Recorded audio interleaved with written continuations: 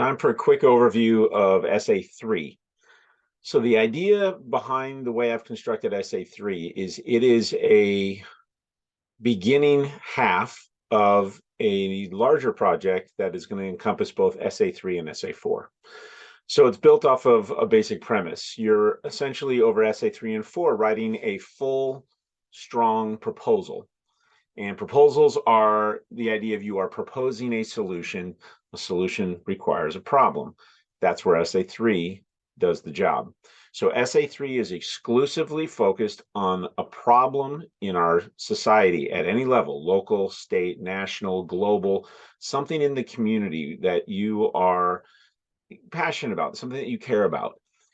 You want this part of our lives, our community, our world to be better.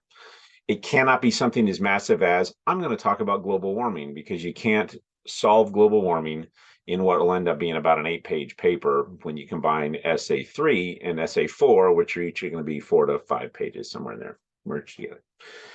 So make sure that you're narrowing it down. And if you're at all unsure if your topic works, you 100% need to email me, because you don't want to find out that you decided that in your 8-page proposal, you were going to solve world hunger.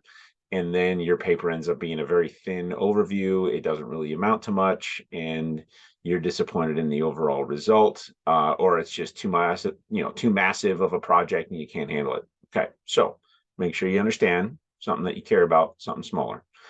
Now, with that in mind, Essay 3 is essentially a where did the problem come from? What is it like now? And if we don't do anything, where's it headed? That sounds an awful lot like a fancy way of saying the past, the present, and the future. So the past, what are some of the causes that led to the current problem? How did it develop? Okay. The present, tell me about the problem today, because it does have to be a problem now. We're not going to write the paper that says we need to stop Hitler before it's too late. Hitler's dead. Thankfully, he's long gone. There's nothing to stop. So, neo-Nazi ideology, sadly, is still around. That is something that we can definitely try to stop today. However, not Hitler. So it's got to be a current, contemporary, ongoing problem that has not been solved. So you're going to tell me how we got here. Now, you can technically go really far back and say there was the Big Bang, or, your divine creator that you worship said, let there be light, or it's all of us on the back of a turtle, or, there are so many different variations of the creation story that, you could start your paper there, because without that, we don't get to the problem today. But that's a little bit too far back. Okay. So think logically about it. Current problems with racial tension in America does go back to slavery, but a lot of it is much more contemporary to the civil rights movement, the Black Power struggle of the 1970s, the rise of a strong political movement in the 1980s and 90s among African Americans. So that would probably be the better history to focus on for something like that. Okay. So multiple paragraphs telling me where the problem came from. Okay.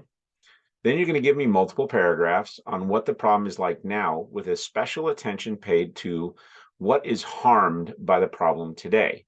Is it animals, sea turtles getting plastic straws up their nose? Is it people in working class communities who are struggling to make ends meet as housing prices increase? Is it the effort across the country to make it harder to vote? And so political engagement and political say in our everyday lives is at risk. The problem is voter suppression. What's it like today? What's its history? And if we keep going, what's going to be the end result? That gets us to the future section. The future section, also known as predictions. They have to be intelligent and supported. It can't just be, and then the world blew up. Okay. So if the problem doesn't get addressed to the point where it is diminished greatly, the elimination of the problem is less likely to happen, but diminished greatly, that's where the prediction paragraph basically says, here's what we're going to end up with. And it's bad. Okay. So we've got past, present, future. multiple paragraphs on each one, probably 2 or 3 on the past, 3, maybe even 4 on the present, 1, maybe 2 on the future prediction. You add in an intro and a conclusion, you got a good solid 4 to 5 page essay. It's going to be great. Okay.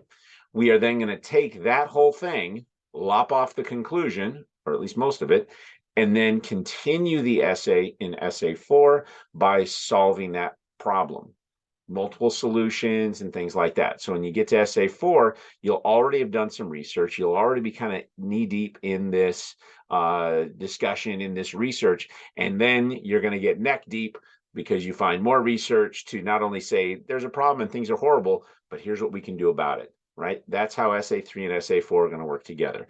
You will get a lot more detail on essay 4 when we get to that module, or those modules, but we're not there yet. So right now we're just focused on the problem. Don't try to solve the problem in this paper.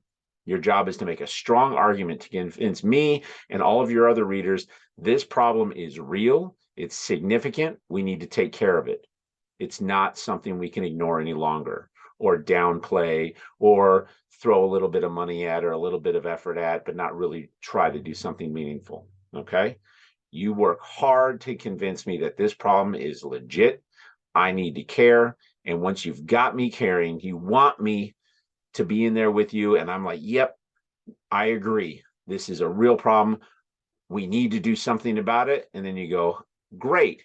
Here's essay 4, how we do something great about it. Okay. So I'm hoping that helps you guys.